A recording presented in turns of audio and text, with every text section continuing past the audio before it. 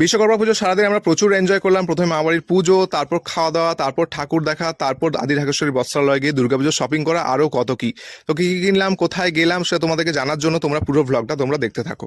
প্রথমেই বলে দিই সবাইকে শুভ বিশ্বকর্মা পুজো। সকাল সকাল রেডি হয়ে গেছি, যাবো মা বাড়িতে। মা বাড়িতে তো বিশ্বকর্মা পুজো হয়, সেটা তোমরা সবাই জানো, আগের ভ্লগে বলেছি। আর যারা জানো না তারা পুরো ভ্লগটা দেখতে থাকো, তোমরা পুজোটা অবশ্যই দেখতে পাবে, মানে কিরকম কি পুজোটা হচ্ছে। আর তারপর বেরিয়ে পড়লাম। আজকে বাইরে খুব সুন্দর রৌদ্র উঠেছে, দুদিন ঝড়ের পর বেশ ভালোই লাগছিল, বাট এই কিছুক্ষণ পরে এই রোদ্রটাই আমাদের অস্বস্তির কারণ হয়ে দাঁড়াবে, মানে আমি তোমাদেরকে নিজেই বলবো। যাই হোক, চলে এলাম মায়ের এখানে।